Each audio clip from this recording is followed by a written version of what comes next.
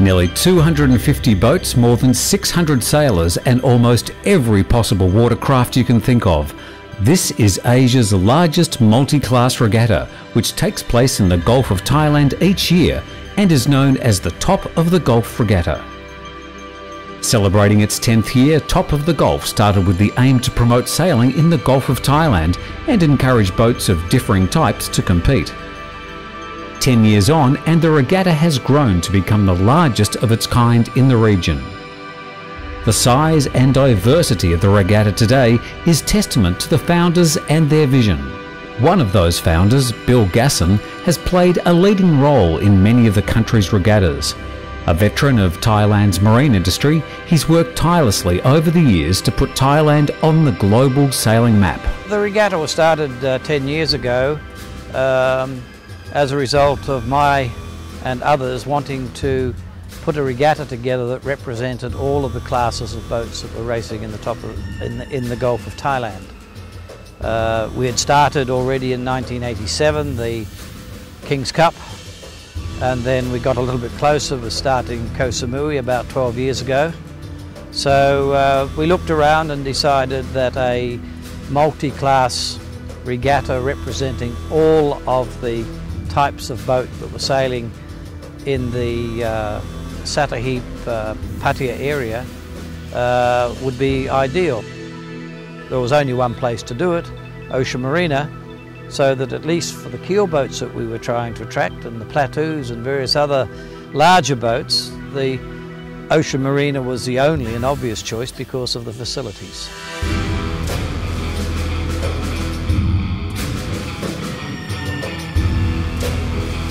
Top of the Gulf is unique in its inclusiveness, encouraging boats of varying sizes to come together in a single event.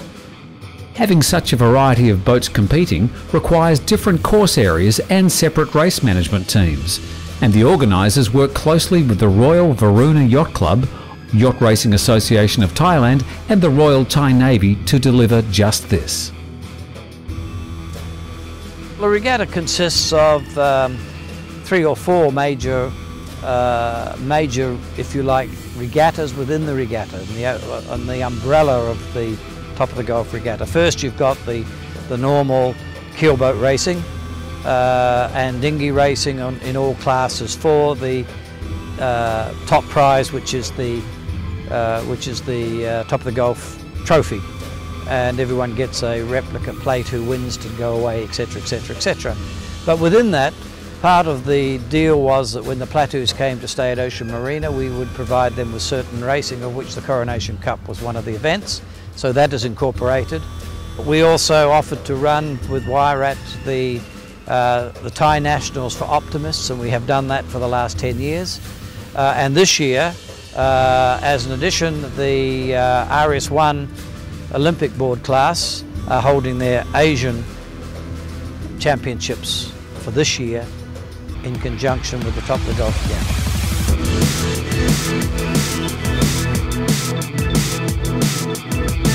It's this multi-class format and desire to work with many stakeholders that has made the Top of the Gulf the success it is today.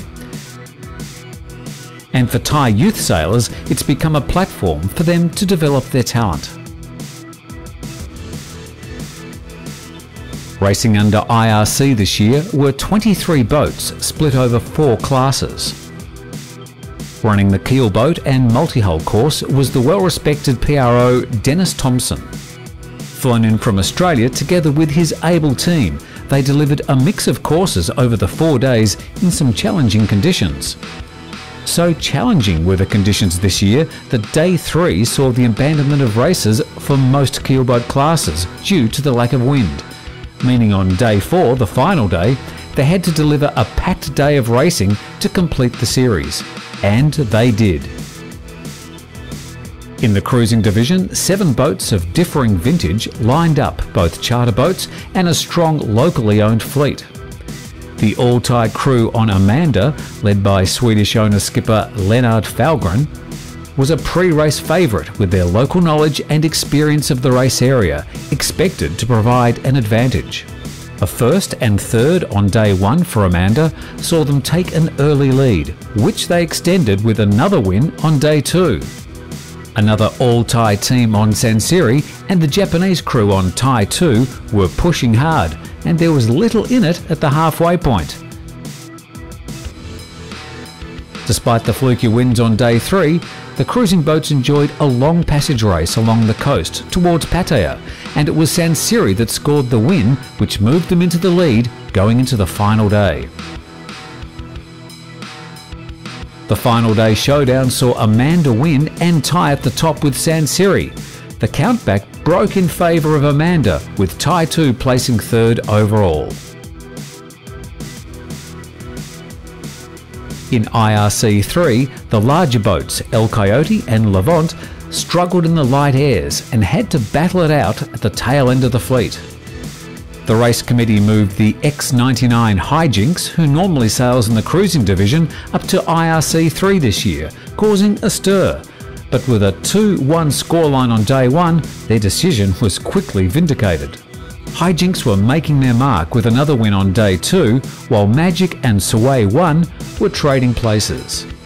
But for a second place in race 4, a series of third places saw Magic secure third overall, while Sway 1 took it to the wire on the final day with 2 wins, beating the Singapore Management University team on Hijinks on countback. The racing was equally close in IRC 2, with a strong fleet of top racers from around the region, including the unbeaten Foxy Lady 6 from Singapore taking part. With a long list of regatta wins to their name in Japan, the slick crew on Karasu were here to mix it up and determined to stamp their authority on the class.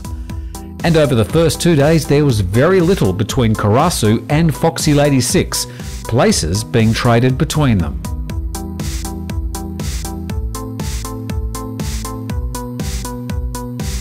Having a close battle mid-fleet were Blue Note, Fujin and Windseeker, and it was Windseeker who sailed best over the 4 days to come out at the top of the group and place third overall.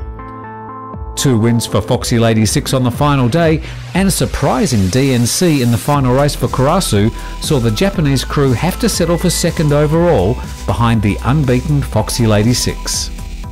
And we had some really good, competitive boats in our division this year, including Karasu, the Japanese entry. And that was always going to be hard to beat. And they've had a great track record over the years, and that's just about unbeatable, I think, in the last couple of years on the Asian circuit. So I was really looking forward to this week, and see if our 5 regatta unbeaten streak with Foxy Lady could get another one. We started pretty badly, actually. It seemed that everyone wanted us to end our unbeaten streak, and everyone seemed to be tacking on us up the first beat of the first race, and they pushed us out right where the breeze was very unfavourable, and we actually end up last in that race. So not a good start to the regatta, but we had a really good second day. Actually, we looked like we were winning the long race, but the Japanese guys, credit to them, they beat us by 20 seconds in a 2.5 hour race. And our backs were against the wall, thinking how can we beat these guys? But today a different story. We went out there all guns blazing and started really well.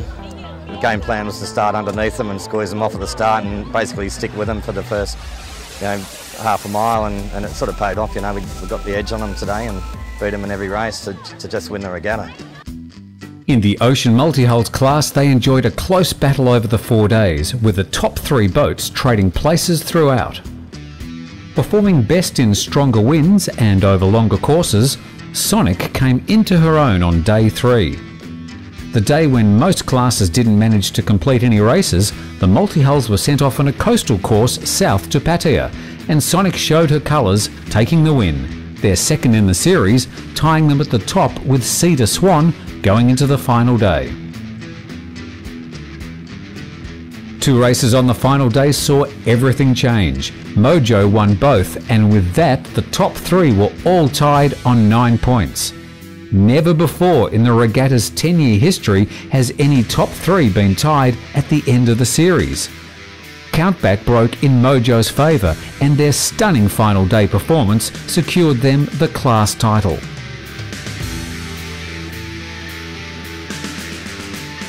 Running the on-water side of any regatta is no easy feat, and having experience in multi-class regattas such as Top of the Gulf is essential.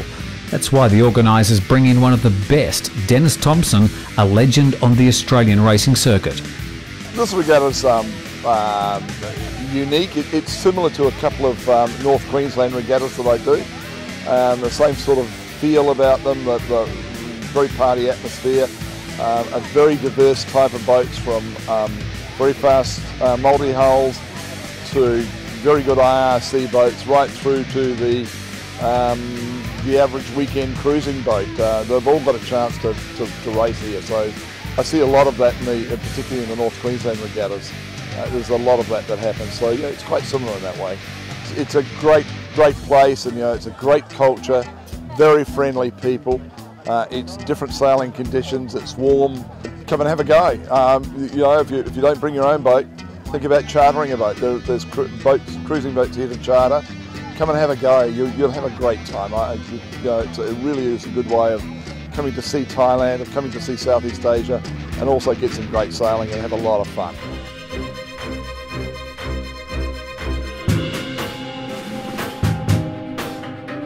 Regatta organisers are active in supporting grassroots sailing in Thailand, and incorporated into the Top of the Gulf is the Thailand National Optimist Championships.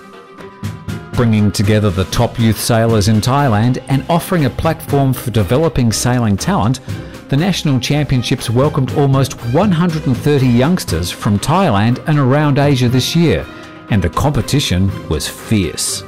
Aged from 7 to 16, the youngsters battled it out over 3 days for the 39-year-old trophy. It was a tough 3 days with fickle winds and testing conditions.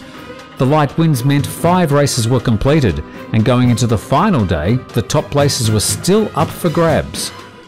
After taking an early lead in the series, Malaysian youngster Muhammad Fauzi bin Kamin Shah slipped up on the final day to finish 3rd overall, just 1 point behind national team sailor Suton Yampanid. However, mastering the conditions best was Thai girl Sutida Pumpat from the Junior Sailing Squadron of Thailand, who sailed to victory and was crowned the 2014 Thailand National Optimist Champion. On the dinghy course, a total of 53 boats are competing, including Laser Standard, Radial and 4.7, Bite C2s, 420s, 470s and 29ers, as well as Hobie 16s and Nacras competing in an open beach multi-hull class. A number of current Olympic sailors are joined by many more Olympic hopefuls, and in the laser class, the competition was tough. Top of the Gulf, I think it's a really good competition. Previous year, I think there's like strong wind, light wind, wave, current, and a lot of sailors compete here. The competition is like I have to sail with a Thai boy sailor who went to Olympic in 2012. His name is Kirati Bolong. But he's in laser standard, so it'd be like handicap. This regatta, every year there is foreigner come here for competition. In laser class, they are from Hong Kong, Malaysia, or Singapore, but mostly it's Hong Kong and Malaysia. Thai Olympian Kirati Burlong led the laser fleet from start to finish, adding another Top of the Gulf regatta win. Up-and-coming sailing star Kamonwan Chanyim, gunning to represent Thailand at the next Olympics and with a 2nd place in the laser radial division, here she showed she had the skills to go a long way. I like laser because it's a single-hand boat. I like to sail alone. It's like I think by myself. If I do mistakes, so I blame myself. There is laser radial in Olympic in 2016. I want to be first Thai woman to go to the Olympic. In the double-hand dinghies, it was the Thai pairings of Totsapon Mahawichyen and Sarawut Petsiri and Navid Tamsutorn and Natbat Marasiri who topped the 420 and 470 standings, whilst Nopagao Punpat and Nichipa Waiwai placed first in the 29er fleet.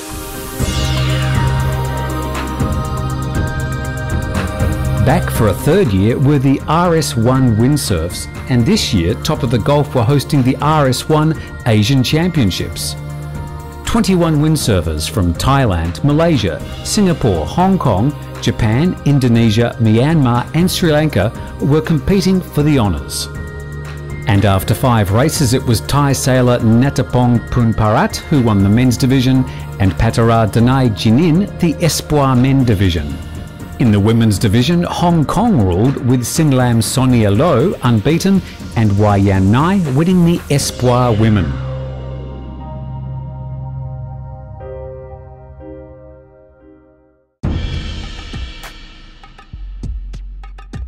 Back on the keelboat course in IRC Racing 1, it was the TP52 Oi that got off to the best start with 2 wins on day 1, while the 42-footers Island Fling and Wanmarang traded places.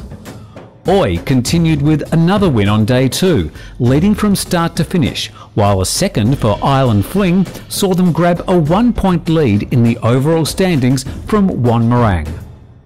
Following the lack of wind on day 3 and subsequent cancellation of racing, day 4 was make or break. The winds were up and 3 races were scheduled. Undefeated heading into the final day, the title looked safe for Oi, and following a win in the first race, the Australians had one hand on the trophy. However, Kevin Whitcraft's Thailand-based crew sailed brilliantly to deliver 2 wins for Wanmarang in the final 2 races of the day. But it was not enough to displace Oi, who took the series title, but it was enough to tie with Island Fling and secure 2nd place overall on countback in what turned out to be a thrilling final day of racing. Ocean Marina has been the home of the Top of the Gulf Regatta since the beginning. Providing a safe haven for boats each night, one of the regatta's strengths is the marina base. Ocean Marina has been involved with sailing as well as other boating activities for the last 20 years. In the past 10 years, some of the sailors got together and we thought that it would be nice for us to push this to another level. So we started racing different class of boat using handicap system. And the first year there were very few boats coming out to race. Soon as the word got around, people knows about us, both local and international sailors. So people started to come.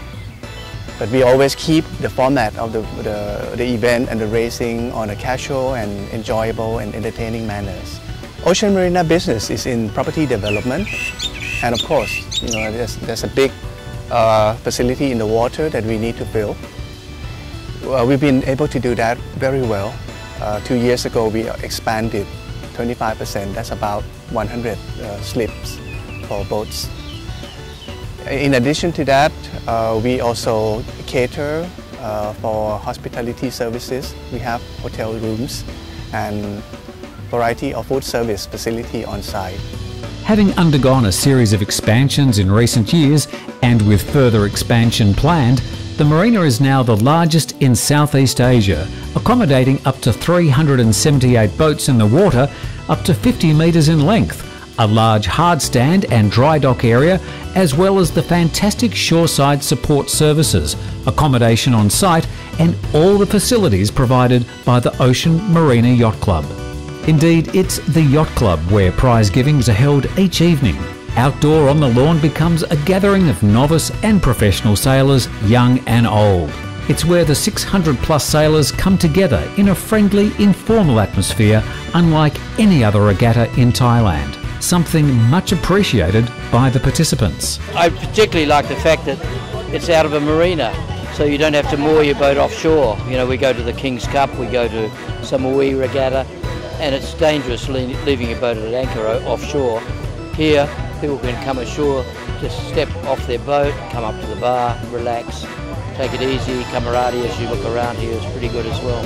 I think it's a good venue. I think the races are generally run quite well. Generally it's a well-run regatta. It's really convenient having a marina where the boat can lie alongside, and yeah, very good. Parties are good and good atmosphere.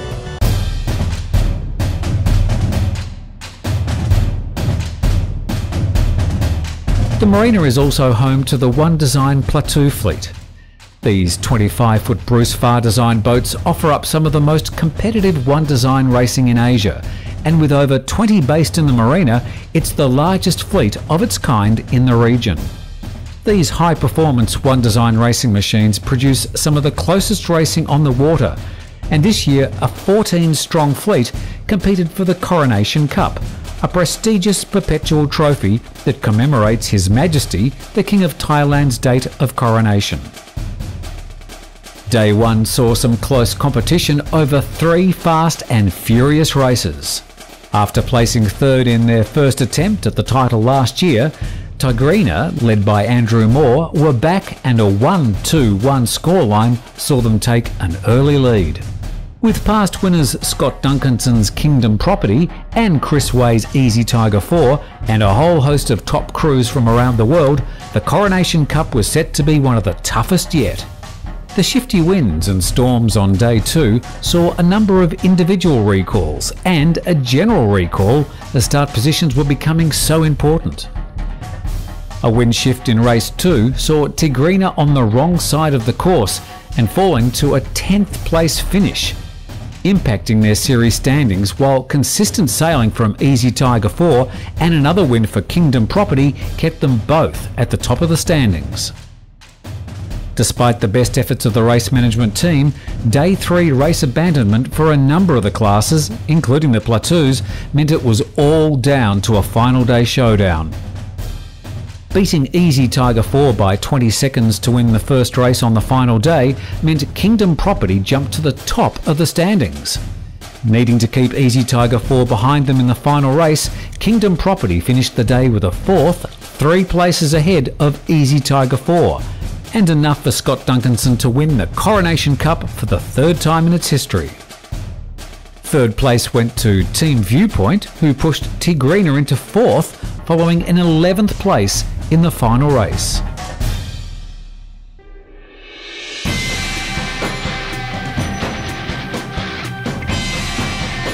The 10th top of the Gulf Regatta came to an end marina side with a lavish gala dinner hosted by the Ocean Marina Yacht Club. Winners across the 11 classes were celebrated in front of their peers, and everyone enjoyed a fitting finale to another successful Top of the Gulf Regatta.